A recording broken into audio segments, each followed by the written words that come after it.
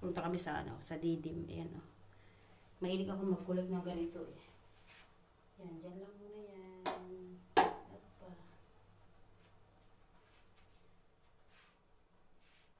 Punta kaming Alanya. Ito bigay ng isang friend ko to eh. Friend, bigay. Anyway. Nag-iisip ako ngayon guys kung ano yung aking iluluto. Mga tinapay, tumigas na. Ano kaya? Luto ko na.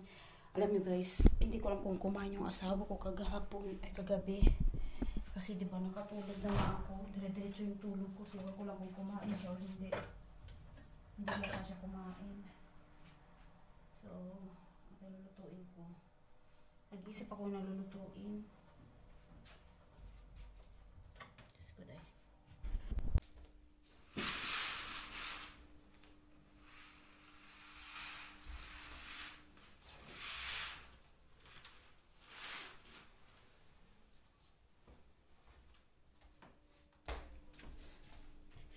Ang ganda ng panahon. Sana ganito ang weather doon sa pinuntahan namin. Hindi sana kapag-swimming. Kaso wala eh.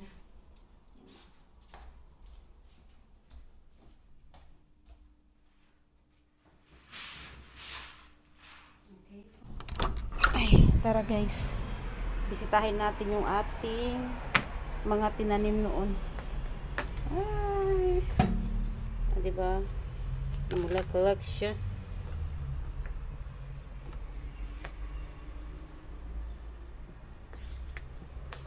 Ang bonsai ko. Ito papatanggal ko na to eh, kasi meron akong kung tumubo na yung tinanim ko dyan.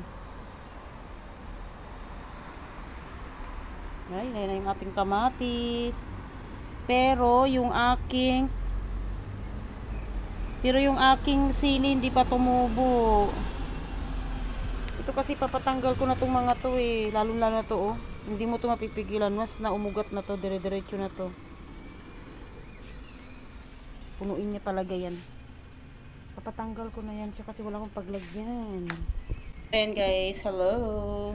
Tapos na ako magluto. Nakapag-prepare na rin ako ng breakfast namin.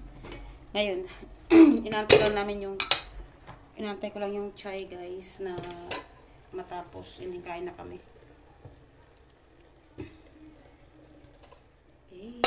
Ay, papakita ko sa inyo guys kung ano yung aming breakfast. So ito sorry guys. So kanina nagluto ako. Wait lang. Luto na siguro yan. Okay, fine. So ito guys. Yan. Nagluto ako ng sopas. So guys, nagluto ako ng sopas and then nag-fry ako ng ito, ano ba tawag to? So, yung Turkish sausage or sujuk, and then ito yung breakfast namin. French fries and sopas. Wala pa lang kutsara. So, diba? Sinipag ako or na-miss ko lang talaga kumain ng sopas. Totoo lang. Wala ako ng kutsara, tinidor. Dahil nga sa tapos na yung ating holiday, sabi ng asawa ko, oh, ano, tapos na ba ang panaginip natin? Sabi niya, sabi tapos na, back to normal life na. Ano pa ba? Ganun talaga eh.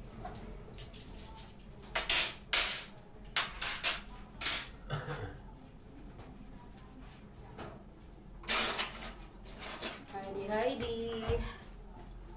Biraz dinleyeceğiz çay.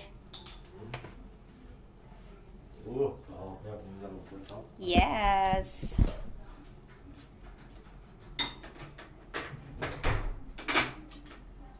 Kainan na.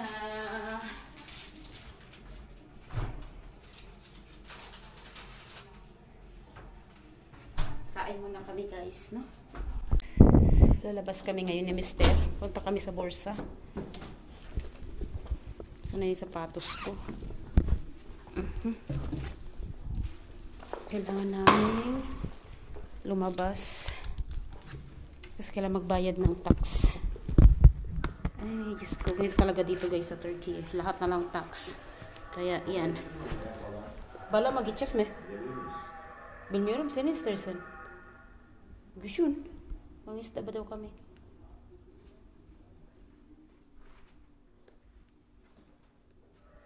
Aşkım istiyorsun yarın gideriz ya.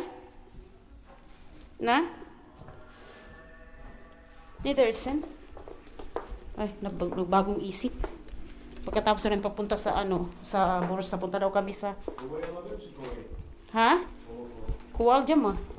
Ha? Bit-bit na yung pang fishing guys. Ganyan yan siya pag may ano, may mga something na iniisip. Ganyan yung asawa ko. Yung weather guys. Ay, soğuk aşkım.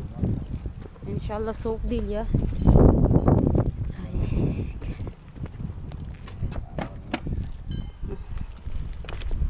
Uy. Ay, mahulog. Ay, hello guys. So, natapos na kami dito sa tax office.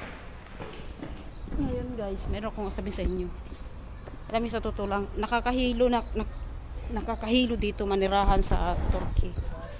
Kasi pati pala pag ikaw ang pag ikaw pala ang nag-umupa, may babayaran ka palang tax. Umuupa ka na nga, nagbabayad ka na nga. Nagtatax ka pa, may mga taxes. Grabe talaga, hindi ko magets. Di ko meaning talaga dito sa Turkey. Kaya lahat talaga nangangarap talaga na na makakuha ng yung pension. Lahat nagsusumikap magkaroon ng pension. Kasi sa totoo lang, kung akong tatanungin, hindi ko talaga kung mas maganda tumira dito pagdating sa mas maigi kung may sarili kang bahay pag nandito ka. Yan lang masasabi ko. Kasi kung nangungupahan ka lang, Diyos ko, pati pa naman mga tax. Yeni yaptım oraya bak. Bilmiyorum aşkım, gördüm bu sabah. Ay, şimdi gördüm ya. Oh, so yun na guys. So magbabayad kami ng tax sa aming ma'am. Diba hindi mo na magets? Totoo lang, hindi mo na talaga magets.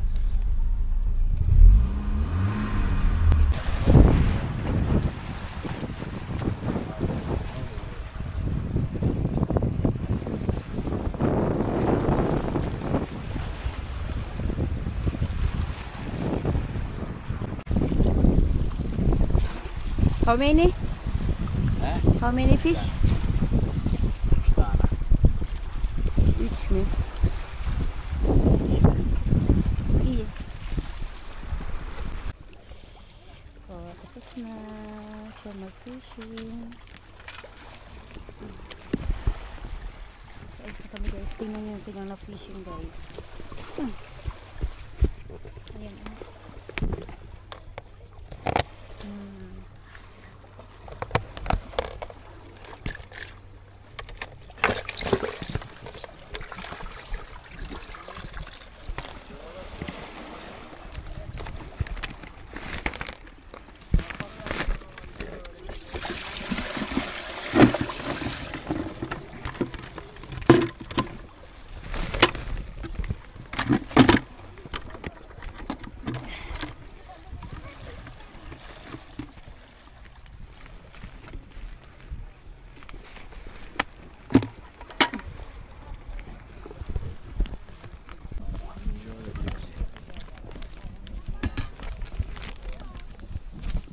Pauwi na kami guys.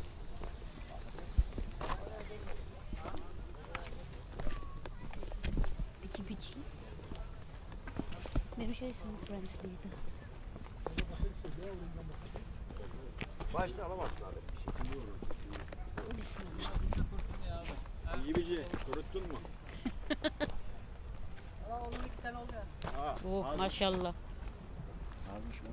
Abi gidiyor mu? Gece mi gideceksin yoksa? Ha, gece eşek mi? Ne yapıyorsun? Abi yenge. İyiyim, sen nasılsın? İyi de. Allah. Hadi bakalım. Teşekkür ederiz.